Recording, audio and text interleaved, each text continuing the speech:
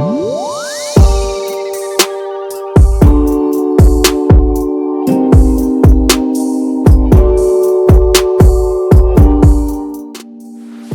vrai que j'ai un parcours assez atypique. J'ai commencé le rink hockey en 2012, à l'âge de 12 ans, où sur ma première année, j'ai fait 6 mois où j'ai fait du foot et du rink hockey en même temps. Donc voilà, je m'entraînais tous les soirs de la semaine, où un soir j'allais au foot, un soir j'allais au hockey. Du coup, moi qui arrivais tout jeune, je savais pas patiner, je savais rien faire. Voilà, au début c'était assez compliqué, mais j'ai accroché. Et du coup, à la fin de l'année, j'avais de plus en plus envie d'aller au hockey et non pas au foot. Mais aussi le samedi soir aux Ivry voir la D1 jouer. Et quand je venais, il y avait par exemple Milan, Marvin qui me disaient allez, faut que tu essaies, faut que tu fasses du hockey, c'est bien. Et moi je me disais non, c'est bon, moi j'adore le foot, je vais jamais changer, c'est comme ça, c'est pas autrement. Beaucoup de mois de travail où il fallait toujours être à fond, vraiment bien s'appliquer. J'ai eu aussi les entraîneurs comme Hugo Meneses, qui est un entraîneur portugais, qui m'a beaucoup apporté.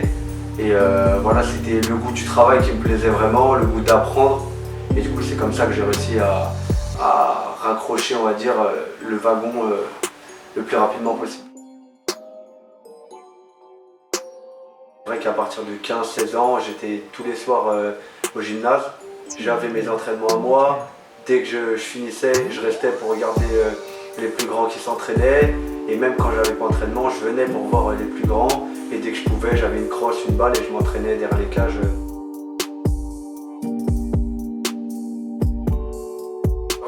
Qui m'a le plus marqué quand j'ai commencé, c'était Marcio Fonseca, qui au moment où j'ai commencé le hockey, il est arrivé un peu après.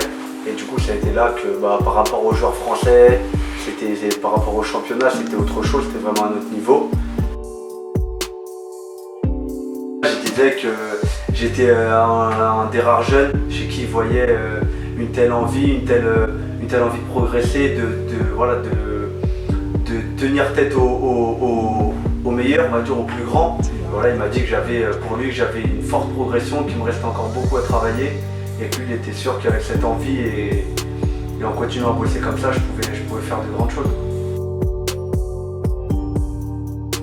Les 2 premiers mois ont été assez compliqués. Voilà, c'était l'équipe, on va dire, on va pas repartir de zéro, mais avec des nouveaux joueurs qui arrivent, des jeunes qui arrivent dans le groupe, que les anciens apprennent à jouer avec les nouveaux.